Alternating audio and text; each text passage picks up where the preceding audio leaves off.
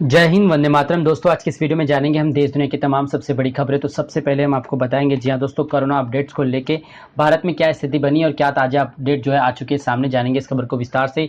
अगली सबसे बड़ी खबर आ रही, प्रधानमंत्री नरेंद्र मोदी ने बिना नाम लिए दुनिया को चीन से किया आगाह, कहा ग्लोबल सप्लाई चेन सिर्फ लागत पर नहीं निर्भर है, जानेंगे इस खबर को विस्तार से। अगली सबसे बड़ी खबर निकल के आ रही, नासा ने टेस्ट किया अब तक का सबसे शक्तिशाली रॉकेट बूस्टर। जी हाँ दोस्तों, चांद पर पहुंचने में एक बहुत ही बड़ा कदम जो है नासा ने जो है साबित किया, जानेंगे इस खबर को विस्तार से। साथ ही हम आपको बताएंगे अगली सबसे बड़ी खबर, विवाद के बाद मानसून सत्र में प्रश्नकाल की वापसी, महज आधे घंटे का होगा, सिर्फ आधारिक प्रश्न ही लिए जाएंगे, इस खबर को भी जानेंगे विस्तार से इस वीडियो के अंदर। साथ ही हम आपको बताएंगे भारत में फिर शुरू होगा टिकटॉक, चाइनीज ऐप को खरीद सकता है सॉफ्ट बैंक। जी हाँ दोस्तों, जानेंगे इस खबर को भी विस्तार से। तो सबसे पहले हम आज बात कर लेते हैं कोरोना वायरस को लेकर। जी हाँ दोस्तों, देश में कोरोना वायरस की रफ्तार लगातार बढ़ती जा रही है। लगातार 14 दिन से देश में कोरोना के मामले पूरी दुनिया में सबसे ज्यादा निकल के आ रहे हैं। बात करें प्रधानमंत्री नरेंद्र मोदी की, जी हाँ दोस्तों, तो उन्होंने साफ साफ कहा था किस प्रकार उन्होंने लॉकडाउन को लगा के देश में, जी हाँ दोस्तों,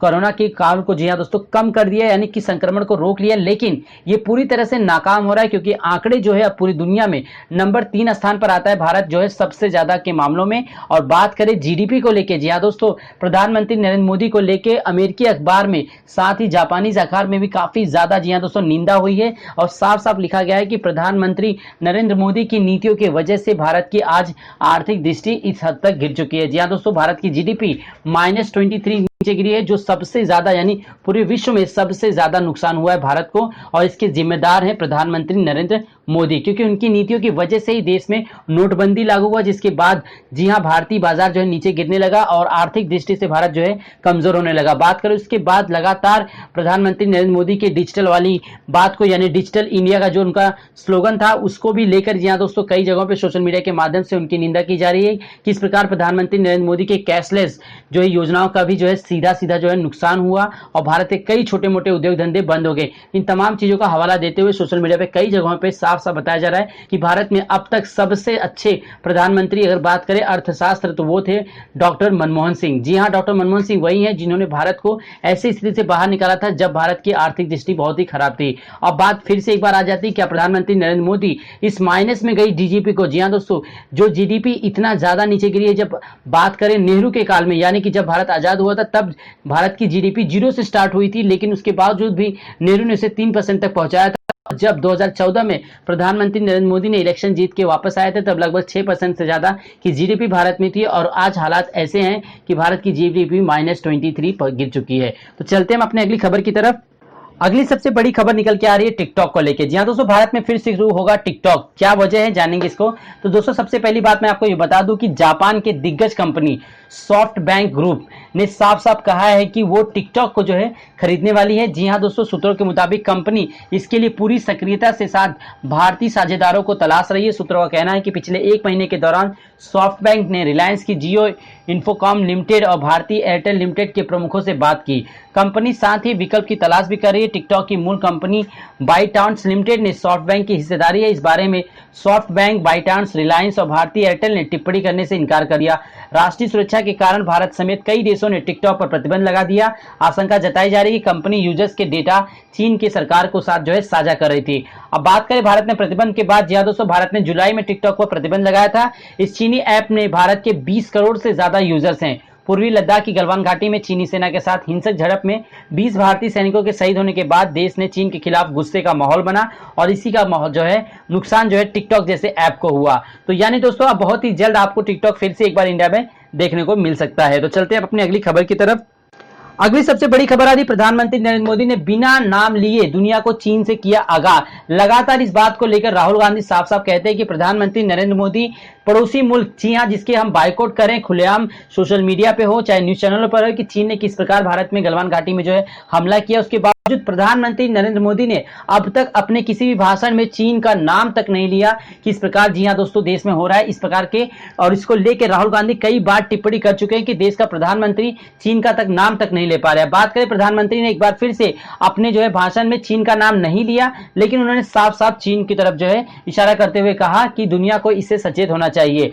बात करें, महामारी ने यह भी बताया कि ग्लोबल सप्लाई लागत पर आधारित नहीं होनी चाहिए बल्कि भरोसे पर आधारित होनी चाहिए। इस तरह उन्होंने इशारों में चीन पर हमला बोलते हुए दुनिया को उससे आगाह किया। तो दोस्तों लगातार प्रधानमंत्री नरेंद्र मोदी के चीन का नाम न लेने पर विवाद लगातार बना हुआ है, क्योंकि राहुल गांधी लगातार बने हुए कि आखिरकार प्रधानमंत्री नरेंद्र मोदी चीन का नाम क्यों नहीं लेते, क्यों नहीं साफ साफ कहते कि चीन की वजह से लद्दाख घाटी में जो घटना हुई उसके बाद जो है इस प्रकार के जो है माहौल क्रिएट हो गए। तो चलते हैं अपने अगली खबर की तरफ। अगली सबसे बड़ी खबर आ रही, नासा ने टेस्ट किया अब तक का सबसे शक्तिशाली रॉकेट बूस्टर। जी हाँ दोस्तों, हम बात करें अब तक की सबसे बड़ी खोज के बारे में, एक बार फिर से अमेरिकी नासा ने जी हाँ दोस्तों एक रॉकेट के फुल स्केल फ्लाइट सपोर्ट यानी बूस्टर का जो है टेस्ट बुधवार को किया है।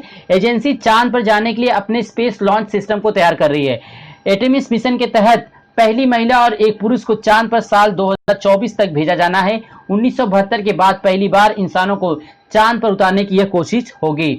बात करें टेस्ट के दौरान बूस्टर को 36 लाख पाउंड थ्रस्ट फायर करना था और 122 सेकंड तक एक्टिव रहना था।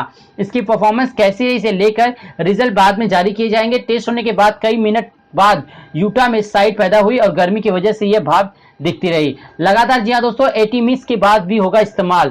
एसएलएस बूस्टर कॉन्ट्रैक्ट नॉर्थप्रॉन ग्रमन ने बैलिस्टिक इंजीनियर निकोलस सीएस ने बताया कि इस टेस्ट में नए मटेरियल की जांच की जानी है और मोटर की बैलिस्टिक जरूरतों को वेरिफिकेशन किया जाना है। यानी साफ साफ शब्दों में कहा जाए तो अमेरिकी नासा ने जी हाँ दोस्तों एक ऐसा बूस्टर लॉन्च किया है जिससे तहत अब चांद पर पहुंचना और भी ज्यादा आसान हो जाएगा। यानी कि अब हम चांद पर पहुंचने के कदम के जी हाँ दोस्तों एक कदम और आगे आ चुके हैं। तो चलते हैं हम अपनी अगली खबर की तरफ। अगली सबसे बड़ी खबर आ रही कोरोना काल में जी हाँ दोस्तों 14 सितंबर से शुरू होने जा रहे सांसद के मानसून सत्र में प्रश्नकाल को लेकर सियासी घमासान जारी था और इसी बीच जी हाँ दोस्तों एक बहुत ही बड़ा जो है फैसला है कि दैनिक कार्यवाही की सूची में प्रश्नकाल को बाहर रखने पर विपक्ष पार्टियों ने सरकार पर आरोप लगाया था कि लोकतंत्र और विपक्ष को कुचला जा रहा है। विवाद ने बाद जब मानसून सत्र की कार्यवाही में प्रश्नकाल को भी शामिल कर लिया गया, हालांकि यह सिर्फ आधे घंटे का होगा। इस बार मानसून सत्र में प्रश्नकाल महज आधे घंटे का रहेगा और सिर्फ अतारांतिक प्रश्न ही लिए जाएंगे। अतारांतिक प्रश्न से मतलब है कि वे सवाल जिनका मौखिक के बजाय लिखित जवाब दिया जाता है। प्रश्नकाल को लेकर हुए विवाद पर एक दिन पहले ही बुधवार को संसदीय कार्य मंत्री प्रहलाद जोशी ने सफाई दी कि फैसला टीएमसी को छोड़कर सभी विपक्ष पार्टियों की सहमति के बाद लिया गया था। उन्होंने यह भी बताया कि लोकसभा स्पीकर और राज्यसभा सभापति को उन्होंने आधे घंटे के लिए प्रश्नकाल का सुझाव दिया और जिस पर उन्हें आखिरी फैसला लेना है।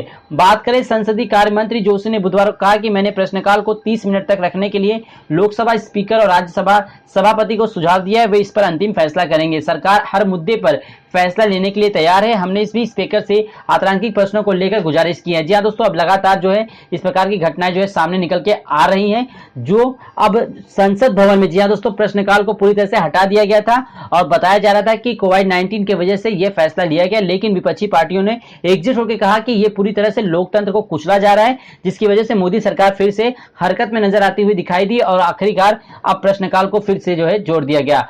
चलते हैं अपने अगली सबसे बड़ी खबरों में। एक तरफ फिर से जी हाँ दोस्तों अरविंद केजरीवाल की तरफ। जी हाँ दोस्तों, अरविंद केजरीवाल ने बहुत ही बड़ी घटना को बताया। उन्होंने कहा कि आम आदमी पार्टी के राष्ट्रीय स्वयंसेवक यानी श्री अरविंद केजरीवाल द्वारा पंजाब के लोगों का ऑक्सीजन चेक करने की बात कही गई है। जी हाँ दोस्तों, पंजाब के गांव में लोगों का ऑक्सीजन स्तर जांचने के लिए अभियान शुरू करने की घोषणा के बाद राज्य के मुख्यमंत्री अमरिंदर सिंह ने उन्हें प्रदेश से दूर रहने और अपने शहर में कोरोना वायरस से निपटने पर ध्यान केंद्रित करने को कहा। जी हाँ दोस्तों, दिल्ली के मुख्यमंत्री केजरीवाल ने बुधवार को एक वीडियो संदेश में पंजाब के लोगों से अपील की थी कि वे आपके कार्यकर्ताओं के अभियान चलाने में मदद करें। उन्होंने कहा था कि हमने दिल्ली में ऑक्सीमीटर की मददगार साबित होते देखा, इसलिए आप पंजाब की हर गली मोहल्ले और गांव में ऑक्सीमीटर ले जा रही है। आपके कार्यकर्ता घर घर आएंगे और लोगों के ऑक्सीजन स्तर की जांच करेंगे। इस बीच गुरुवार को अमरिंदर ने केजरीवाल को राज्य के गांव के लोगों को उकसाने के लिए कोविड संकट का फायदा उठाने की कोशिश करने को लेकर आगाह किया। जी हाँ, अरविंद केजरीवाल जो है दिल्ली में सबसे पहले ऐसे मुख्यमंत्री हैं जिन्होंने कोविड-19 पर यानी कोरोना वायरस पर जो है फतह हासिल की है। जी हाँ दोस्तों, और इसी बीच इस अभियान को वो पंजाब में भी जो है शुरू करने वाले हैं। तो चलते हैं अपने अंतिम खबर की तरफ। जी हाँ दोस्तों, देश भर में लॉकडाउन के बाद से ही जो है सभी कुछ बंद कर दिया गया था, यानी ट्रेन की सेवाओं को, लेकिन अब धीरे धीरे जी हाँ दोस्तों अब जो है लोकल और पैसेंजर ट्रेनों को खोला जा रहा है, साथ ही स्पेशल ट्रेनों की संख्या में एक बार फिर से इजाफा किया जा रहा है। तो देश के किन किन हिस्सों में स्पेशल ट्रेनों की संख्या को बढ़ाया गया है, यानी किन किन रूटों पर, तो अगर इसकी विस्तृत जानकारी आपको चाहिए तो आप हमें वीडियो के कमेंट बॉक्स में कमेंट कर सकते हैं। जैसे आपको बताना होगा कि मुंबई से आपको कोलकाता जाना है, मुंबई से आपको दरभंगा जाना है, चेन्नई से आपको दिल्ली जाना है। इस प्रकार जिस रूट पर भी आपको सफर करना हो उस रूट का नाम लिखना होगा और हम आपको बताएंगे कि आपके रूट पर कौन कौन सी स्पेशल ट्रेन और कितने बजे चलाई जाती है। तो दोस्तों उम्मीद करता हूं आज का वीडियो आपको पसंद आया हो तो वीडियो को एक लाइक कर दीजिएगा और चैनल को अगर आप पहली बार देख रहे हैं तो लाल वाला बटन दबा के स्मार्ट नौकरी चैनल को सब्सक्राइब करना ना भूलें। धन्यवाद।